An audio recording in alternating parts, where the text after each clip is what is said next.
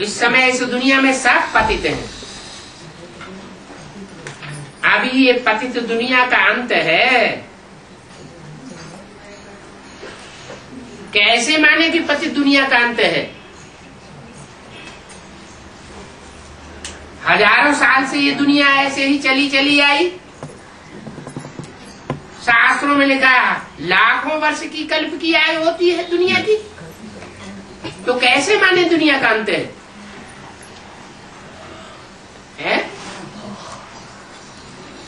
भगवान को कहा जाता है कल्पांतकारी, कल्प का अंत करने वाला।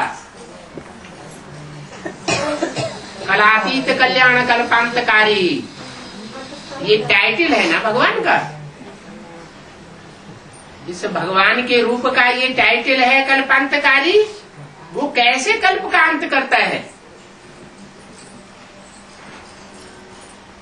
जब याद करते हैं तो कहते हैं हर हर बम बम। क्या शब्द लगाते हैं? बम फूटे और पापों का हरण हो जाए। ये दुनिया के, ये कल्प के अंत करने वाला है। कोई तो तरीका अपनाता होगा जो इतनी बढ़िया दुनिया का अंत होता है। एटम बम बनवाता है। एक तरफ ज्ञान के बम तैयार करता, दूसरी तरफ एटम बम भी तैयार कराता। आज से 70 साल पहले न एटम बम थे और न ईश्वरीय ज्ञान था। 70 साल के अंदर ही भगवान बाप आते भी हैं, नई दुनिया की स्थापना करने के लिए, नया संगठन बनाने के लिए ज्ञान सुनाते हैं। और दूसरी ओर पुरानी दुनिया का विनाश कराने के लिए अज्ञान का पहाड़ तैयार करते हैं, बारूद का ढेर तैयार कराते हैं। उससे बनते हैं एटम बम। वो इतने खतरनाक हैं कि सारी दुनिया भस्म हो सकती है, परंतु बनाने वालों में इतनी ताकत नहीं है कि उन बम्बों का विस्फोट कर सके। डरते हैं कि हमने अगर विस्फोट किया तो दूसरे देश भी चुप नहीं बैठेंगे, फिर हमारा भी कल्याण हो जाएगा। हम भी इस दुनिया में रहे पड़े हैं, इसलिए कोई में ताकत नहीं है।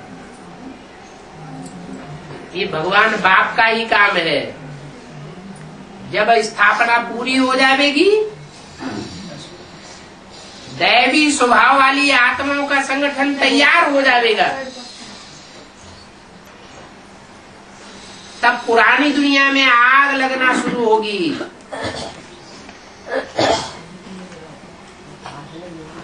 एटम बम बनाने वाले एटम बम नहीं फोड़ेंगे, बाप उनमें प्रवेश करके उनकी बुद्धि को घुमावेंगे, उनकी बुद्धि को प्रेरणा देवेंगे और दुनिया का विनाश हो जाएगा। कि इतने खतरनाक हथियार हैं कि जब अंतिम युद्ध में ये धमाधम फटेंगे तो दुनिया में, सारी दुनिया में जोर शोर से भूकंप आएंगे। बड़ी बड़ी ऊंची ऊंची बिल्डिंगें जो 100 साल के अंदर माया का पंप एंड शो फैला हुआ है बड़े बड़े शहरों में, वो सारी मल्टी मिलियनायर्स की बिल्डिंगें ताश के पत्तों की तरह उड़ने लगेंगी। दुनिया की बड़ी से बड़ी आबादी का विनाश होगा एटम बम के द्वारा। और बाप के जो बच्चे होंगे उनको तो ऐसा ठौर मिल जाएगा जो बड़े शांति में रहेंगे। कुरान में भी लिखा हुआ है, जब विनाश होता है, कयामत आती है, तो खुदा के बंदे बड़े आराम मौज में रहते हैं, उनको कोई आंच नहीं आती। तो बाप कहते हैं अब मुझे याद करो। ये वही महाभारी महाभारत लड़ाई है जबकि गीता के भगवान ने राजयोग सिखाया था। ये राजयोग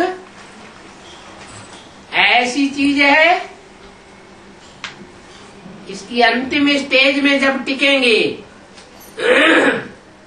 तो तुम खाना पीना श्वास लेना सब कुछ भूल जाओगे।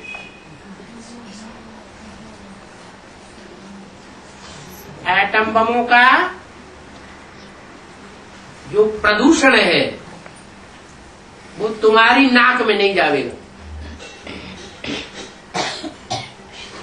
क्योंकि तुम उस समय श्वास लेने की स्टेज से ही परे हो जाओगे।